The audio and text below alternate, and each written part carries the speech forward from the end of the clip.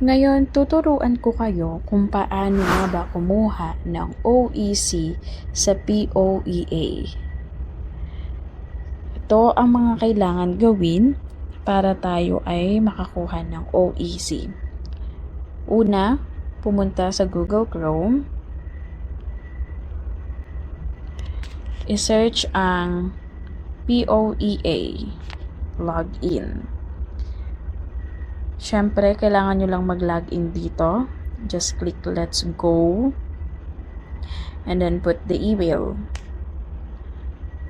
So, takpan ko lang kasi, siyempre, privacy.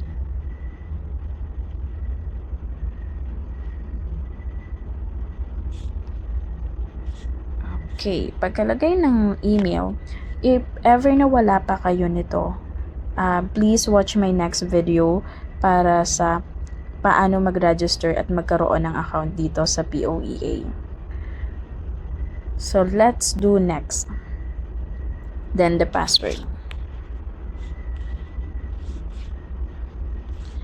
Password is... Forgot the password, okay.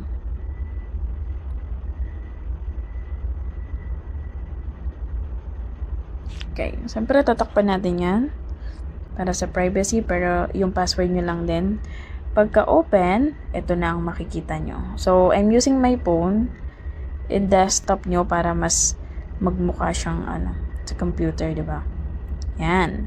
So, during this phone, so kailangan may mga details ka dyan. Siyempre, may mga, yung my profile, kompleto. So, makikita mo dyan ngayon yung pinaka-home page ng POEA. And scroll mo lang down if you're using your phone. But if you're going to use your laptop or computer, dito yun sa right side. Dito sa side na to, makikita nyo yan dito sa may part na yan. Ang word na balik manggagawa.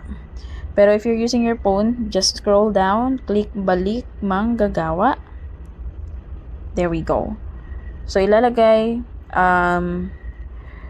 dun sa mga kailangan, kasi iba't ibang reason bakit kailangan ng ganitong OEC. Okay? After nun, just click next. And then, input your flight date. So, when say flight date, of course, yung flight mo nang ikaw ay, kasi ito yung mga paalala. Mga paalala bago kumuha ng appointment sa pamamagitan ng POEA. Lagay mo lang yung yung flight. So example lang to ito yung ngayon yung flight date. Just click next. There we go. Then sagutan mo lang 'yan. Then submit, and then ipo-print mo na ang sunod nun. Okay? So ganun lang. Bye.